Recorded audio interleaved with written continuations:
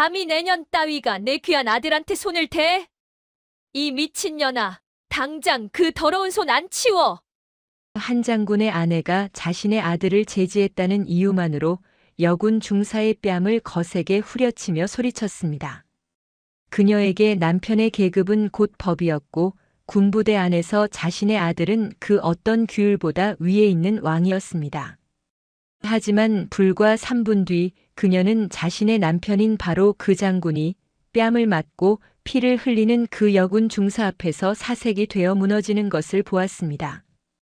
과연 이 오만한 여단장 부부에게 무슨 일이 벌어진 걸까요? 잠시만요. 시작하기 전에 구독과 좋아요로 응원해 주시면 감사하겠습니다. 그 마음에 보답할 수 있도록 오늘도 정성껏 이야기 전해드리겠습니다. 대한민국 육군 제12보병여단 쌍호부대의 창설 기념일. 늦가을의 차가운 공기가 광활한 연병장의 흙먼지를 잠재우고 있었다. 연병장 한편에는 완벽하게 도열한 K2 흑표 전차와 K9 자주포가 위용을 뽐냈고 반대편에는 군인 가족들을 위한 캐노피와 관람석이 설치되어 있었다. 이 엄숙한 조화와 대비 속에서 부대는 1년에 단 한 번 가장 화려한 모습으로 문을 열었다. 본부군무대 대대장 박성훈 소령은 아침 대바람부터 입술이 바싹바싹 타들어가는 것 같았다. 그의 시선은 연병장 전체를 훑는 척했지만 실제로는 단 한 사람에게 고정되어 있었다. 연병장 중앙에서 특공무술 시범 장비의 안전 상태를 직접 점검하고 있는 그의 부하, 본부군무대 행정보급관 한지민 중사였다. 아, 저 한중사. 그거 내가 다른 간부 시켜도 되는데. 왜 한중사가 직접? 박성훈 소령이 땀을 삐질삐질 흘리며 다가갔다. 그는 이 부대로 부임한 첫날 한지민 중사의 인사 기록을 보고 그 자리에서 얼어붙었던 순간을 잊지 못했다. 합참의장의 외동딸. 그것은 부하가 아니었다. 부대에 모셔둔 언제 터질지 모르는 거대한 폭탄이었다. 한지민은 장갑을 낀 손으로 K2 소총의 공위가 제거되었는지 확인하며 돌아보지도 않고 대답했다. 대대장님, 제 임무는 행사장 총괄 안전 통제입니다. 당연히 제가 직접 확인해야 합니다. 그녀의 목소리는 그녀의 배경을 모르는 사람이 들으면 그저 FM 군인의 표본이라 생각하겠지만 박성훈 소령에게는 그 어떤 장군의 호령보다 무겁게 들렸다. 그는 알겠다는 말 대신 어허. 그래. 수고해. 필요한 거 있으면 언제든 말하고. 라며 비굴할 정도로 친절하게 물러섰다. 오전 9시. 여단장 김진철 준장이 관용차에서 내렸다. 그는 다음 달 소장 진급 심사를 앞두고 있어 그 어느 때보다 날카롭고 위험 있는 모습을 유지하려 애쓰고 있었다. 하지만 그의 시선 역시 연병장에 도착하자마자 한지민 중사를 향했다. 그리고 그는 박성훈 소령이 한지민에게 쩔쩔매는 모습을 보고 깊은 한숨을 내쉬었다. 제발 오늘 하루만 무사히. 김진철 준장 역시 알고 있었다. 저 독사 같은 한 중사가 누구의 딸인지. 그는 그녀가 이 부대로 전입 온다는 소식을 듣고 육군 본부 인사참모부에 전화를 걸어 이건 무슨 의도냐고 따져 물을 뻔했다. 자신을 시험하는 것인가 아니면 자신에게 힘을 실어주려는 것인가. 하지만 답은 없었다. 그녀는 그저 묵묵히 그리고 완벽하게 자신의 임무만을 수행하고 있었다. 여보, 당신은 먼저 와서 뭐 했어요? 나 에스코트도 안 하고. 바로 그때 모든 긴장의 근원인 여단장 부인 오혜영이 등장했다. 그녀는 요란한 명품 트위드 재킷에 아슬아슬한 하이힐을 신고 있었다. 그녀는 남편이 자신을 보자마지고 굳은 표정으로 달려오지 않는 것에 이미 기분이 상해 있었다. 왔어? 운전병이 잘 모셔다 줬지? 그게 문제예요?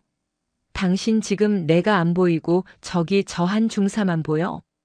오혜영의 날카로운 목소리가 김진철 준장의 귀를 찔렀다. 그녀는 몰랐다.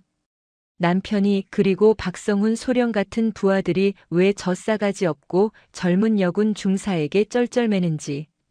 그녀는 그 이유를 단 하나로 결론 내렸다.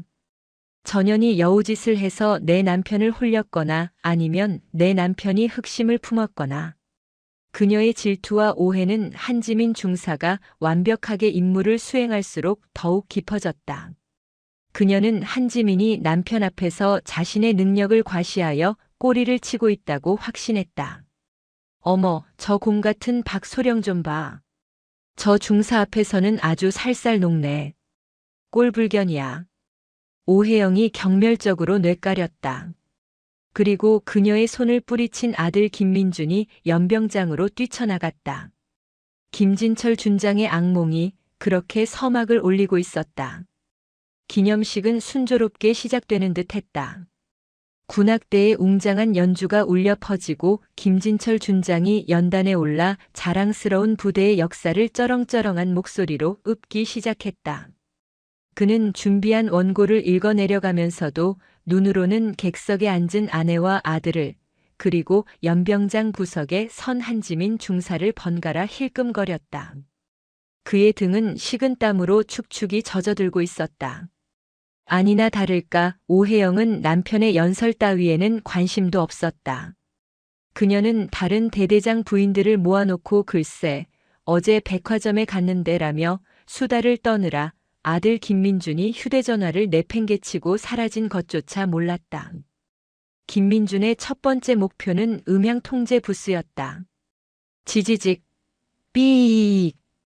연병장 전체의 스피커가 고막을 찢을 듯한 하울링을 토해냈다. 김진철 준장의 연설이 끔찍한 소음 속에 묻혀버렸다.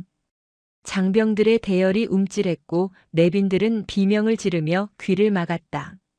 뭐야? 김진철 준장은 연설을 멈추고 불같이 경로한 눈으로 음향 부스를 쏘아보았다. 통신대대장은 사색이 되어 달려갔고 믹서 앞에서 신나게 버튼을 누르고 있는 여단장의 아드님을 발견하고는 그 자리에 얼어붙었다. 그는 아이를 만지지도 꾸짖지도 못했다. 바로 그때 한지민 중사가 달려와 아이의 뒷덜미를 잡아채듯 들어올려 부스에서 끌어냈다. 학생, 당장 나와. 이게 무슨 짓이야? 그 순간 박성훈 소령이 그 광경을 보고 공포에 질려 달려왔다. 그는 오혜영을 막아서려 한 것이 아니었다. 그는 한지민을 말리러 달려왔다. 한중사. 아니, 내가 할게. 학생 이리 줘. 오혜영은 이 모든 광경을 똑똑히 목격했다. 한지민이 자기 아들을 거칠게 끌어낸 것, 그리고 자신의 부하인 박소령이 자신이 아닌 한중사를 먼저 챙기며 쩔쩔매는 모습을. 어머, 제가 지금 내 아들한테 손 뗀 거야? 오혜영이 달려왔다. 박성훈 소령이 그녀를 막아서며 어색하게 웃었다. 사모님, 진정하시고 아이가 호기심이 많아서. 비켜요, 박소령. 오혜영은 박성훈을 밀치고 한지민 앞에 섰다. 한중사, 지금 내 아들한테 소리 지른 거야? 그리고 저 박소령은 왜 당신한테 쩔쩔매? 당신들 무슨 관계야? 이것은 사과를 요구하는 것이 아니었다. 명백한 질투와 적의가 담긴 신문이었다. 한지민은 차갑게 대답했다. 사모님, 아이가 고가의 군 장비를 파손할 뻔했습니다. 그리고 제 임무는 그것을 막는 것이었습니다. 대대장님과는 아무 관계 없습니다. 뭐? 관계가 없어? 관계가 없는데 내 남편 부하가 당신 앞에서 벌벌 기어? 그리고 당신은 지금 나한테 사과도 안 해? 김진철 준장이 연단에서 이쪽을 향해 여보, 제발, 이라고 외치는 소리가 들렸다. 그 소리는 오혜영의 분노에 기름을 부었다. 이제는 내 남편까지 당신을 감싸? 당신 도대체 정체가 뭐야? 여단장을 홀린 여우야? 한지민의 눈이 가늘어졌다. 사모님, 지금 하신 말씀 명백한 모욕입니다. 모욕? 웃기네. 두고 봐. 내가 오늘 저녁에 당신 남편한테 당신이 어떤 년인지 똑똑히 물어볼 테니까.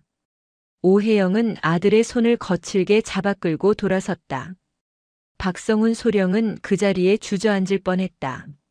한 중사 제발 그냥 피해 있어 응? 한지민은 땀에 젖은 상관을 경멸하듯 바라보고는 흙먼지를 털고 자신의 위치로 돌아갔다. 김진철 준장은 연설을 어떻게 마쳤는지 기억도 나지 않았다. 최악의 시나리오는 언제나 가장 요란하게 찾아온다. 행사의 하이라이트인 특공무술 시범이 시작되려던 참이었다. 격파 시범을 위해 대기 중이던 병사들 옆 거치대에는 공포탄이 장전된 K2 소총들이 놓여 있었다. 어머니의 멸시와 꾸지람에서 다시 탈출한 김민준이 이번에는 그 총을 향해 전력으로 질주했다. 총이다. 진짜 총.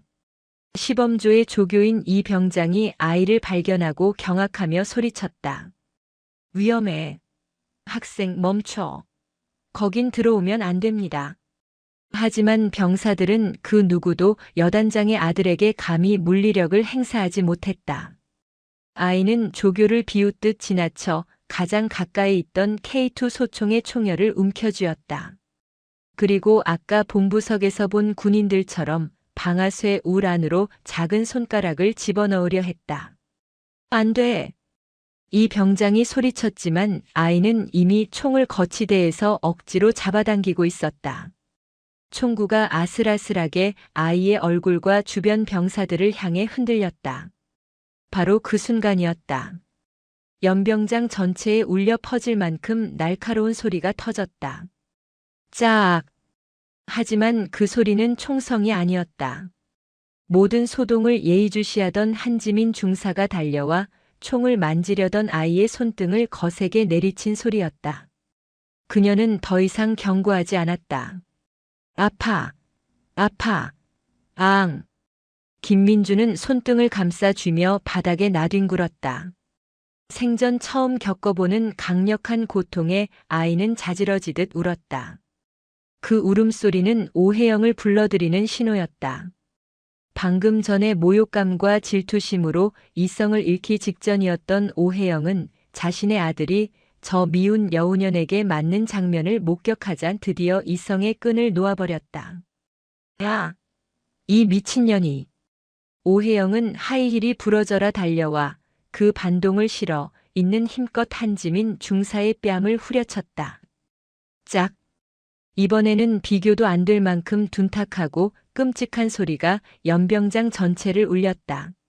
한지민의 방탄모 턱끈이 끊어질 듯한 충격에 고개가 돌아갔고 그녀의 입술 사이로 비릿한 피맛이 번졌다. 연병장의 모든 소리가 시간이 바람이 멎었다. 이 광경을 지켜본 모든 이들의 반응은 제각각이었지만 단 하나의 공통점이 있었다. 공포였다.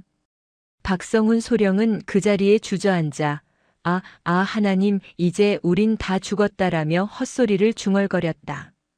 연단에서 내려와 이쪽으로 걸어오던 김진철 준장은 그 장면을 목격한 순간 숨이 멎었다. 그의 눈앞이 하얘졌다. 진급? 소장? 그런 것은 사치였다. 그는 자신의 군 생활이, 아니, 자신의 인생이 방금 저 손바닥 소리와 함께 끝장났음을 본능적으로 깨달았다. 그는 아내에게 달려가지 못했다. 그의 다리가 장군이라는 명찰의 무게를 이기지 못하고 그 자리에 얼어붙었다. 오혜영은 자신의 승리를 확신했다. 그녀는 남편과 부하들이 보는 앞에서 감히 자신에게 대들었던 저 여우년의 길을 꺾었다고 생각했다. 봤어? 이년아. 감히 누굴 건드려. 내가 내 남편 꼬리 쳐서 빽이라도 생긴 줄 알아? 이 부대에선 내가 법이야, 이 쌍년아. 그녀는 분이 풀리지 않는다는 듯 한지민의 머리채라도 잡을 듯이 다시 손을 올렸다. 하지만 한지민은 더 이상 맞지 않았다. 그녀는 천천히 고개를 돌렸다. 그녀의 왼쪽 뺨에는 이미 시뻘건 손자국이 선명하게 부어오르고 있었다. 그녀는 입안에 고인 피를 바닥에 탁 하고 뱉었다. 그리고 그녀는 오해영을 보지 않았다. 그녀는 저 멀리 영혼이 빠져나간 얼굴로 서 있는 남편 김진철 준장을 쏘아보았다. 그녀는 어깨에 달린 무전기를 잡았다. 본부. 여기는 행사장 통제관 한지민 중사. 그녀의 목소리는 떨리지 않았다. 오히려 얼음처럼 차가웠다. 코드 원 상황 발생. 민간인에 의한 현역 군인 폭행. 가해자 여단장 부인 오해영. 반복한다. 가해자 여단장 부인 오해영. 그녀는 무전기의 송신 버튼을 놓지 않았다. 그녀의 목소리는 여단 본청은 물론 이 부대의 모든 지휘 통제망에 실시간으로 기록되고 있었다. 현 시간부로 가해자를 군인 폭행 현행범으로 간주. 또한 지휘관의 명백한 관리 감독 소홀 및 직무유기 확인. 헌병대. 지금 즉시 연병장으로 출동 바람. 이상. 그녀는 자신의 아버지에게 전화하지 않았다. 그녀는 오직 이 조직의 시스템을 통해 가장 차갑고 공식적인 방식으로 선전포고를 날렸다. 김진철 준장은 그제야 다리가 풀려 그 자리에 털썩 주저앉았다. 한지민 중사의 무전은 여단 본부 지휘통제실의 모든 스피커를 찢을 듯이 울렸다. 코드 원 민간인에 의한 현역 군인 폭행 가해자 여단장 부인 오해영 헌병대 지금 즉시 출동 바람. 지휘통제실에 앉아있던 당직 사관은 수화기를 든 채 그 자리에서 얼어붙었다. 그는 방금 자신이 들은 내용이 무엇인지 그리고 이 무전이 모든 통신망에 기록되었다는 사실에 경악했다. 한지민 중사가 여단장 사모님을 현행범으로 당직 사관 지금 무전 내용 사실인가? 모르겠습니다. 하지만 방금 한 중사님 육성이 그들은 우왕좌왕할 틈도 없었다.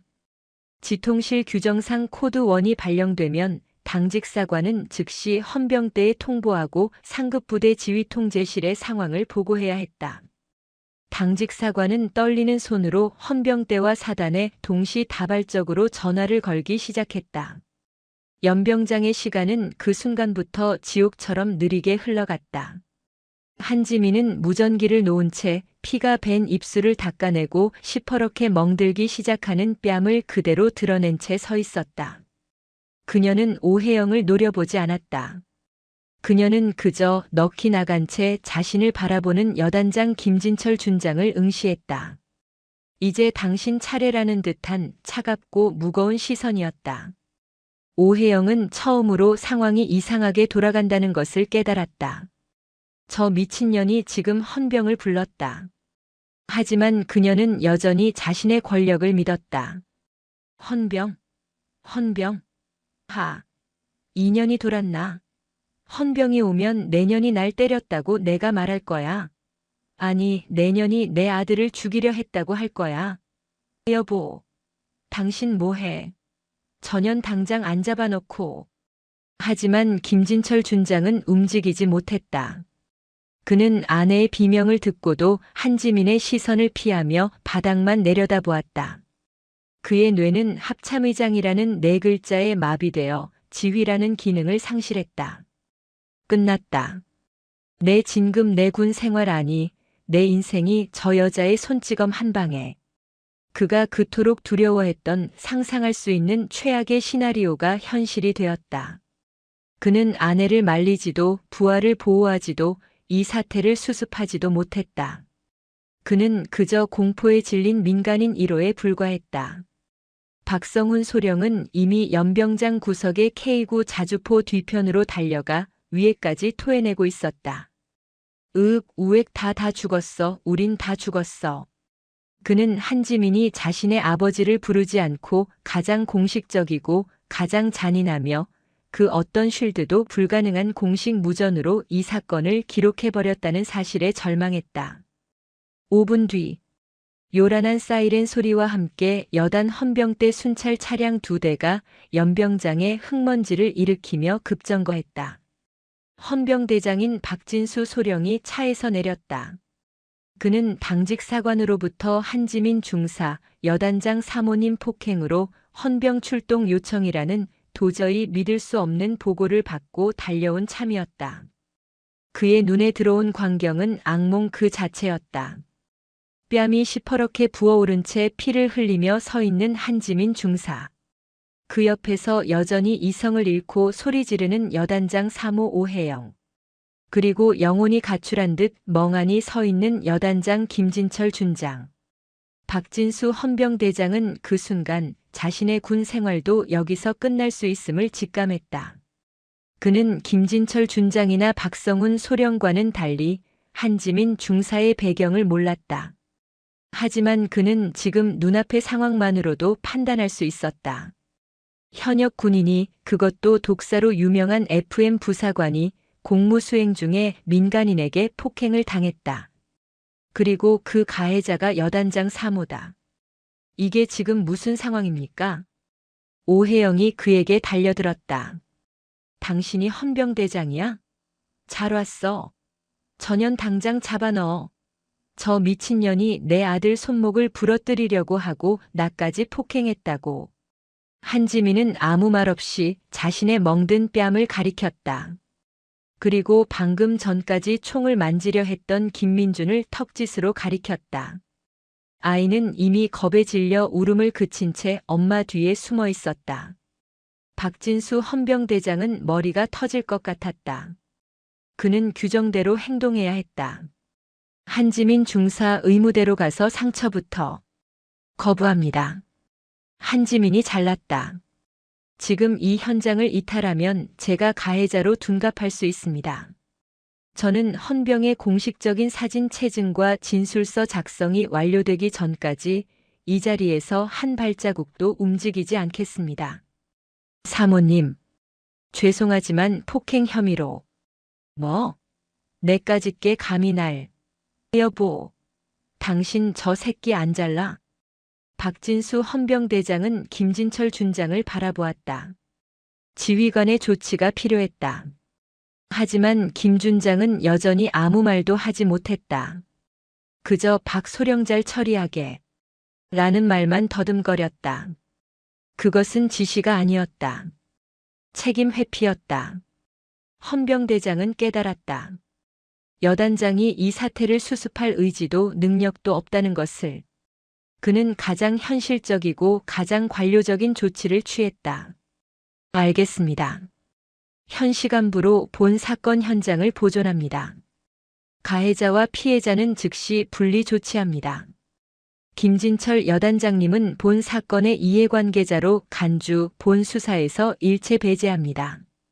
그리고 그는 자신의 부하가 아닌 상급 부대인 군단 헌병대의 직통으로 전화를 걸었다. 충성. 12여단 헌병대장입니다. 코드 1 상황 보고. 여단 창설 기념일 행사 중 민간인에 의한 현역 군인 폭행 사건 발생. 피해자 뺨 부상 및 출혈. 가해자 현장 소란 중. 여단장 지휘 불능 상태로 판단됨. 상급 부대의 즉각적인 개입 및 수사 이첩을 요청합니다. 그의 이 보고는 김진철 준장에게 내려진 1차 사망 선고였다. 사건 발생 다음 날, 즉 D1일, 제12보병여단은 마치 태풍이 휩쓸고 간 다음 날 아침처럼 기괴한 고요함에 휩싸여 있었다. 어제 행사는 헌병대의 출동과 동시에 중단되었고 모든 민간인 방문객은 강제 퇴장 조치되었다. 오혜영은 헌병대에 의해 관사로 강제 격리되었고 한지민 중사는 헌병대장의 지시로 여단 의무대에 입원하여 상해 진단서를 발급받았다. 진단명, 안면부 타박상 및 고막 손상 의증. 전치 3주였다. 그리고 그날 아침 여단에는 상급 부대인 제5군단 사령부의 감찰참모와 헌병대 수사과장이 직접 들이닥쳤다. 군단장은 새벽에 이 보고를 받고 김진철 준장에게 전화를 걸어 딱 한마디를 했다고 전해진다. 자네 미쳤나? 아니면 내 군 생활을 끝장내려고 작정했나? 내 관할에서 의장님 따님을 자네 마누라가 그랬다. 군단장은 당연히 자신의 관할 구역 내 특수관리 인원인 한지민 중사의 존재를 알고 있었다.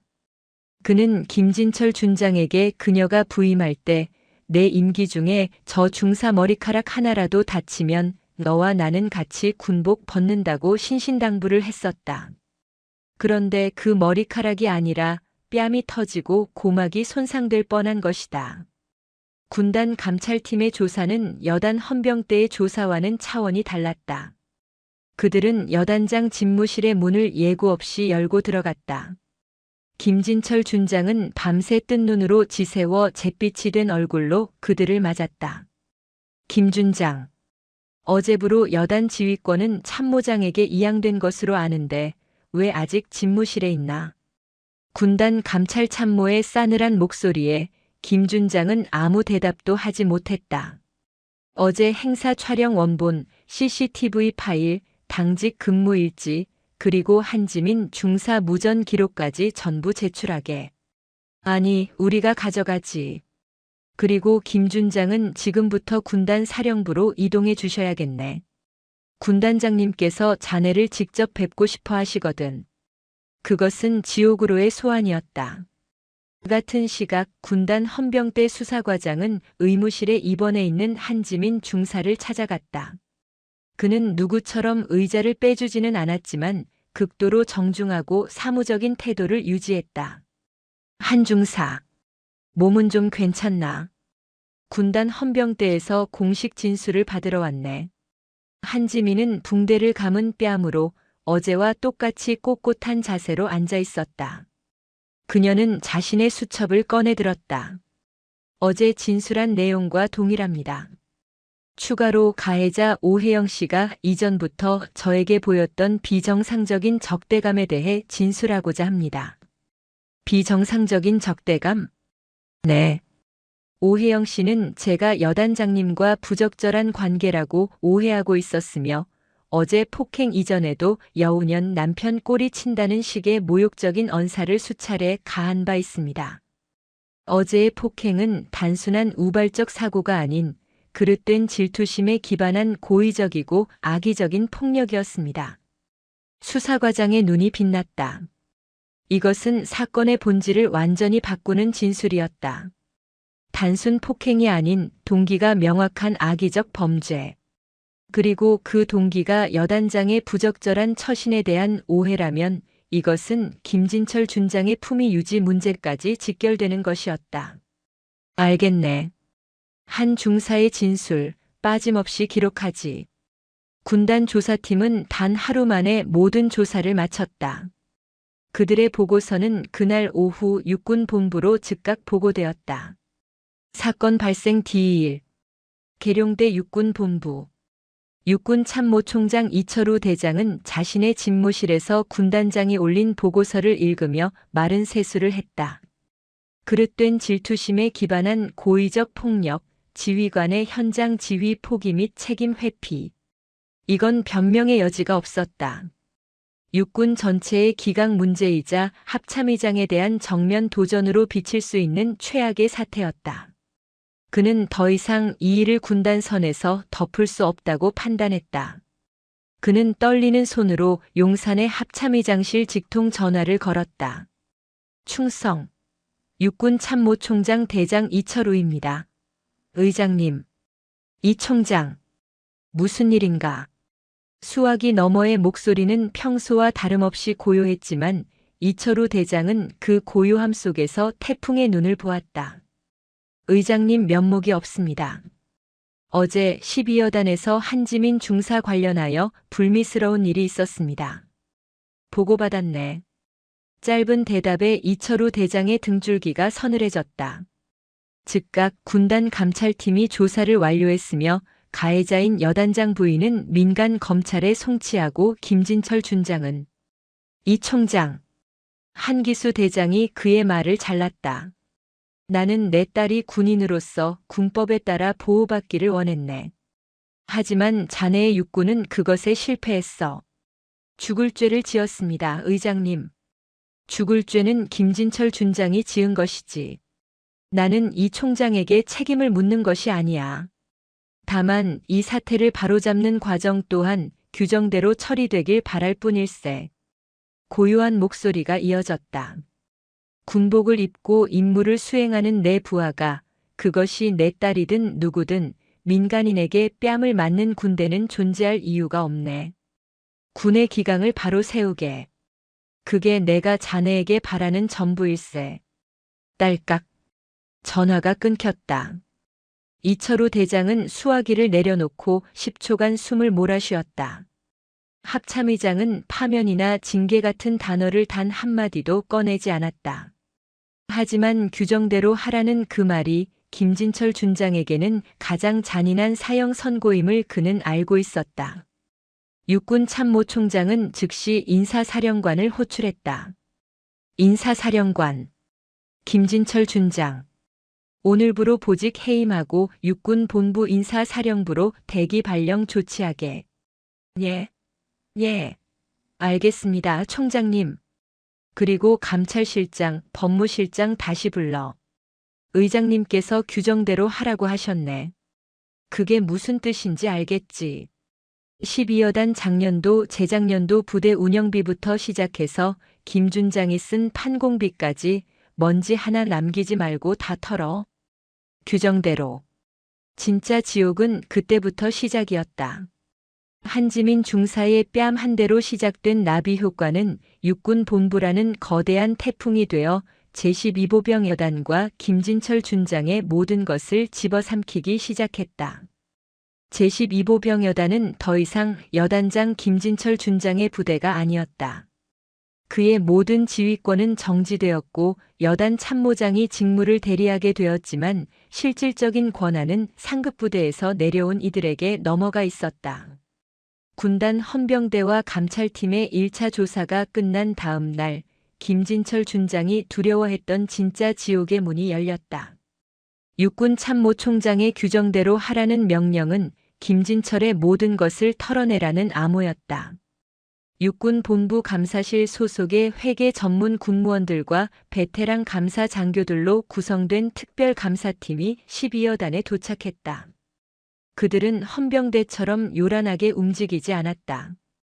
그들은 여단 본청의 가장 큰 회계 사무실을 통째로 압수하듯 넘겨받아 그곳을 야전 지휘소로 삼았다. 그들의 목표는 폭행 사건 자체가 아니었다. 그들의 목표는 김진철 준장이 이 부대에 부임한 첫날부터 오늘까지 사용한 돈과 권력의 모든 흔적이었다. 감사팀장인 배철호 대령은 군 내에서도 저승사자로 불리는 인물이었다. 그는 김진철 준장과 육사 동기였지만 사적인 감정 따위는 0.1g도 없는 냉혈한이었다. 그는 참모총장에게 직접 보고하는 이 임무의 무게를 정확히 알고 있었다. 지금부터 지난 3년간의 제12보병여단 지휘관 판공비, 부대 운영비, 복지, 기금, 초과 근무수당, 지급 내역, 유류 사용 현황, 그리고 공관 관리비까지 모든 원본 대장과 전산 기록을 대조한다. 단 10원의 오차도 용납하지 않는다. 감사는 소리 없이 그러나 집요하게 진행되었다. 첫 번째로 터진 것은 관용차 사적 유용이었다. 오혜영은 여단장 전용 1호차 외에 부대 지원용으로 배정된 2호차를 자신의 개인 차량처럼 사용했다. 운전병의 근무 일지에는 사단 사령부 업무 협조, 인근 부대 지휘 방문이라고 적혀 있었지만 감사팀이 확보한 해당 차량의 하이패스 기록과 유류 결제 카드 내역은 전혀 다른 곳을 가리키고 있었다. 보고합니다. 10월 12일 14시 근무 일지상 목적지는 5군단 사령부. 실제 하이패스 기록 서울 강남 청담동 명품관 인근 주차장 결제 내역 확인되었습니다. 당일 유류비 약 15만 원. 복귀 시간 23시. 10월 17일 목적지 춘천복지회관. 실제 하이패스 기록 강릉 세인트존스 호텔. 1박 2일. 운전병 호텔 인근 모텔에서 숙박 대기. 전부 부대 운영비로 결제되었습니다. 배철호 대령의 미간이 꿈틀거렸다. 운전병 진술 확보해. 오혜영의 지시 내용, 녹취나 문자 기록 있는지 전부 확인해. 두 번째는 공관병 사적 운용이었다. 오혜영은 공관병들을 자신의 개인 하인처럼 부렸다. 김진철 준장은 이를 알면서도 묵인했다. 공관병들의 휴대전화는 이미 군단 헌병 때가 확보한 뒤였다. 그 안에는 오혜영이 보낸 수백 개의 카카오톡 메시지가 저장되어 있었다. 오후 3시까지 내 샤넬 백드라이 맡겨놔. 오늘 저녁에 서울에서 손님 오시니까 너희 엄마한테 부탁해서라도 랍스터 10마리 구해와. 돈은 나중에 줄게. 민준이 숙제 좀 대신 해줘. 글씨 똑바로 안 쓰면 죽는다. 세 번째가 결정타였다. 부대 복지 기금 횡령 의혹이었다. 여단 장병들의 복지를 위해 쓰여야 할 돈이 오혜영의 사교 파티 비용으로 흘러들어간 정황이 포착되었다. 팀장님, 이상한 영수증입니다. 장병 체육대회 격려품으로 500만 원이 결제되었는데 같은 날짜에 오혜영 사모님이 주최한 군인 가족 바자회 다과 비용으로 500만 원어치의 최고급 호텔 케이터링 서비스 영수증이 발행되었습니다. 두 영수증의 발행 시간이 10분 차이입니다. 바꿔치기군. 장병들 과자 산다고 돈을 빼내서 자기 파티 비용으로 쓴 거다. 당장 그 과자 세트 구매했다는 업체 실존하는지 확인하고 납품 내역 가져와. 감사팀이 12여 단을 먼지 한 톨까지 털어내는 동안 사건의 당사자들은 각기 다른 지옥을 경험하고 있었다. 김진철 준장은 육군 본부 인사사령부의 대기 발령 장교 사무실로 출근했다. 그곳은 복도 맨 끝, 창고 옆에 위치한 아무도 찾지 않는 방이었다. 그 방에는 그와 같이 사고를 치고 보직 해임된 다른 대령, 중령들이 유령처럼 앉아 있었다. 그들은 서로에게 말도 걸지 않았다. 그저 아침 9시에 출근 도장을 찍고 오후 5시까지 의미 없이 모니터만 바라보다 퇴근하는 살아있는 시체들이었다. 그의 모든 나이는 그를 버렸다. 그가 진급을 위해 술을 사 먹이고 경조사비를 뿌렸던 육사 동기, 선배, 후배들 중 단 한 명도 그의 전화를 받지 않았다. 그가 공포에 질려 군단장에게 한 번만 살려달라고 문자를 보냈지만 돌아온 답은 차가운 침묵뿐이었다. 그는 자신이 합참의장의 딸을 건드렸다는 사실보다 자신이 이제 쓸모없는 카드가 되어버려졌다는 사실에 더욱 절망했다. 그는 12여 단에서 벌어지는 감사의 내용을 알지 못했다. 그저 매일 아침 자신의 계좌가 동결되지는 않았는지 확인하며 이 지옥 같은 시간이 어서 지나가기만을 기도할 뿐이었다. 오혜영은 민간 검찰로 송치된 후 구속영장이 기각되어 일단 풀려났다. 도주 우려가 없다는 이유였지만 사실상 군의 최고 위층을 건드린 사건이라 민간 검찰에서도 신중하게 접근하는 것이었다. 그녀는 이것이 자신이 무죄이기 때문이라고 착각했다. 그녀는 국내 최고 로펌의 변호사를 선임하기 위해 남편에게 전화를 걸었다. 여보, 당신 지금 뭐하고 있어? 당장 나 변호사 선임해줘. 나 김앤장 아니면 안 써. 그리고 그 미친 한지민년 당장 무고죄로 고소해버려. 수화기 넘어 김진철 준장의 목소리는 죽은 사람처럼 공허했다. 여보, 우리 끝났어. 뭐? 뭐가 끝나? 당신이 별 달고 뭐 했어? 그깟 중사년 하나 못 이겨서. 당장 육군 참모 총장한테 전화해서. 그년 아버지가 합참의장이야. 뭐라고? 그 한지민 중사 아버지가 한기수 대장이라고. 이 미친년아. 내가 내 군 생활을 아니 내 인생을 내 손바닥으로 날려버렸다고. 오혜영은 수화기를 떨어뜨렸다. 합참의장. 그 이름이 주는 무게가 그제야 그녀의 멍청한 두개골을 강타했다. 그녀는 그제야 자신이 무슨 짓을 했는지, 자신이 누구의 뺨을 때렸는지 깨달았다. 그녀는 변호사고 뭐고 집안에 있는 모든 현금과 귀금속을 챙겨 도망갈 준비를 하기 시작했다. 하지만 그녀가 집을 나서기도 전에 검찰의 출국 금지 조치와 함께 남편의 횡령 혐의와 연관되어 그녀의 모든 은행 계좌가 지급 정지되었다. 그녀는 하루아침에 돈 한 푼 쓸 수 없는 빈털터리가 되었다. 박성훈 소령은 자신의 사무실에서 매일 밤 악몽을 꾸었다. 그는 한지민 중사가 자신의 인사 기록을 들고 와 소령님을 살리고 죽이는 건 이 진실이라고 말하는 꿈을 꾸었다. 그는 징계위원회에 회부되었다. 그는 살기 위해 모든 것을 김진철 준장의 탓으로 돌렸다.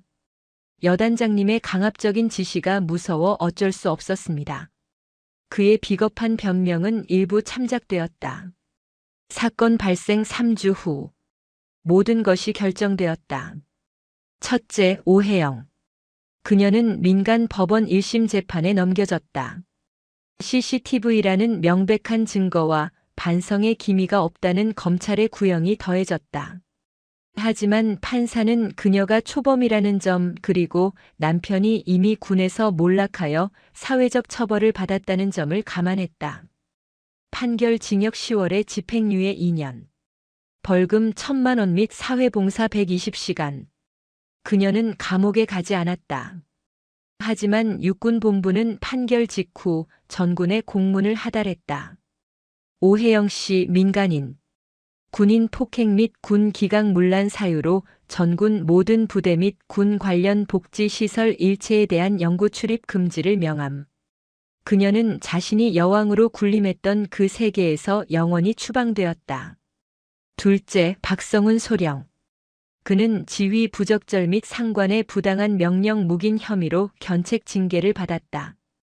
군복을 벗지는 않았다. 하지만 그 견책이라는 주홍글씨는 그의 인사 기록에 영원히 남아 다음 해 중령 진급 심사에서 그의 이름을 가장 먼저 탈락시켰다. 그는 자신의 군 생활이 끝났음을 깨닫고 다음 해에 스스로 전역 지원서를 냈다. 셋째, 김진철 준장. 그에 대한 징계위원회는 가장 잔혹했다. 폭행 방조 혐의는 오히려 가벼웠다.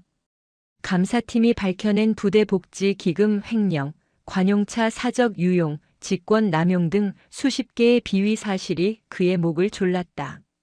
징계위원회는 파면을 고려했으나 군의 명예를 생각해 마지막 자비를 베푸는 척했다. 징계 강등. 이것은 군인에게는 죽음보다 더한 모욕이었다. 그는 별을 떼고 다시 무궁화 3개짜리 대령 계급장을 달아야 했다. 하지만 그는 전역할 수도 없었다. 군은 그를 대령 계급으로 육군 내 최악의 한직인 육군 인쇄창 관리과장으로 발령 내버렸다. 그는 남은 군 생활 2년 동안 매일 아침 대령 계급장을 달고 출근하여 아무도 찾지 않는 사무실에서 종이 재고나 세며 보내야 했다. 그가 그토록 염원했던 소장 진급은커녕 그는 준장 연금조차 받지 못하는 초라한 대령으로 군 생활을 마감하게 되었다. 모든 폭풍이 지나간 후 한지민 중사는 3주의 병가가 끝나자마자 부대로 복귀했다. 그녀의 뺨에 남았던 멍은 사라졌지만 그녀가 남긴 상흔은 부대 전체에 깊게 새겨졌다. 새로 부임한 여단장은 그녀를 부대의 왕처럼 모시려 했지만 한지민은 그것을 거부했다. 그녀는 사건 발생 2달 뒤 정식 절차를 최전방 GOP 대대로의 전출을 신청했다. 그녀가 부대를 떠나던 날 새로운 여단장과 박성훈 소령의 후임자가 나와 그녀를 배웅했지만 그녀는 그들의 어색한 경례를 받으며 묵묵히 집차에 올랐다. 그녀는 복수를 원한 것이 아니었다. 단지 원칙이 지켜지는 것을 보고 싶었을 뿐이다. 그녀가 지켜낸 작은 원칙 하나가 거대한 조직을 병들게 하던 썩은 뿌리를 마침내 뽑아낸 것이다. 그녀가 떠난 제12보병 여단에는 한 가지 철칙이 생겼다고 한다. 사모님이라는 호칭은 금지한다. 그리고 본부 군무대 행정보급관에게는 절대 복종한다.